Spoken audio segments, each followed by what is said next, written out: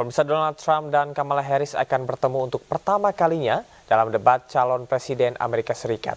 Dan untuk mengetahui informasi terkini, kita sudah terhubung dengan rekan Virginia Gunawan, jurnalis VOA di Gedung Putih, Washington DC, Amerika Serikat. Halo, selamat pagi waktu Indonesia, Virginia. Seberapa penting debat malam ini bagi pemilih dan kedua capres?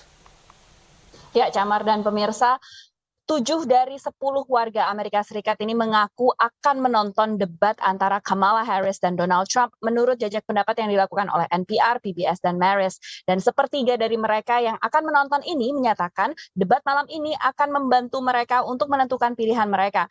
Ini akan jadi kesempatan pertama dan satu-satunya bagi kedua capres ini untuk bertemu sebelum Pilpres 5 November mendatang, di mana mereka akan punya kesempatan untuk meyakinkan para pemilih yang belum memutuskan bahwa mereka adalah yang paling pantas untuk duduk di Gedung Putih. Ini adalah debat kedua bagi Donald Trump yang pada akhir Juni lalu sempat berdebat dengan calon presiden pada saat itu dari Partai Demokrat, petahana Presiden Joe Biden. Sementara bagi Kamala Harris, ini jadi debat pertama dan satu-satunya sejak ia dikukuhkan sebagai calon presiden dari Partai Demokrat pertengahan Agustus lalu.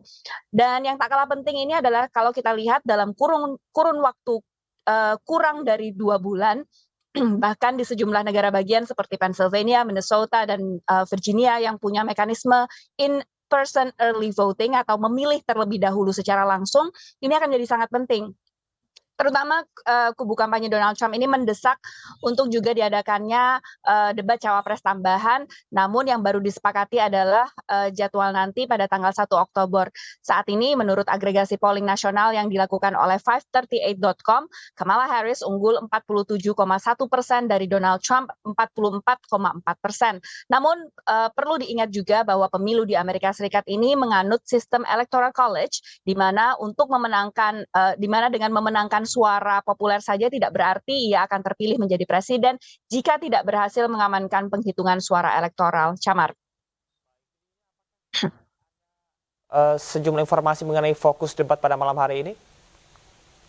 Tentu saja kebijakan keduanya akan dikupas tuntas, terutama terkait isu ekonomi, imigrasi, hak reproduksi, dan yang terkini mengikuti insiden penembakan di SMA di Georgia adalah kepemilikan senjata api, juga kebijakan luar negeri, terutama isu perang di Timur Tengah dan Ukraina. Nah, latar belakang partai yang sangat berbeda tentu punya perbedaan yang signifikan dalam menghadapi atau memandang isu-isu ini, tapi perlu diingat juga bahwa lawan debat Trump malam ini bukan lagi Biden, melainkan Harris. Kubu kampanye Harris dan Partai Demokrat juga berharap Harris yang secara usia ini lebih muda dan latar belakangnya sebagai jaksa diharapkan akan bisa tampil lebih baik ketimbang Biden yang pada debat pertama itu tidak banyak membalas atau tidak banyak menjawab Trump. Namun yang perlu diingat juga, Harris baru jadi capres ketika Biden mundur sekitar 2 bulan yang lalu, dan warga Amerika pun masih meraba-raba siapa sebenarnya Harris jika ia menjadi seorang presiden di luar bayangan Presiden Biden sebagai seorang perempuan dan juga dari kelompok minoritas di Amerika Serikat. Sementara dari kubu kampanye Donald Trump, ekonomi, isu imigrasi tentu akan jadi titik serang bagi pemerintahan saat ini, di mana Harris ini menjadi bagian dari petahana. Dari serangkaian kampanye yang dilakukan Trump selama ini, narasi yang dibawa adalah menyalahkan pemerintahan Biden terkait tingginya inflasi dan harga bahan pangan, serta juga suku bunga di Amerika Serikat saat ini, juga terkait dengan krisis di perbatasan selatan Amerika Serikat yang berbatasan dengan Meksiko. Camar. Baik, terima kasih atas laporan Anda, Virginia, melaporkan langsung dari Washington DC, Amerika Serikat. Selamat bertugas kembali.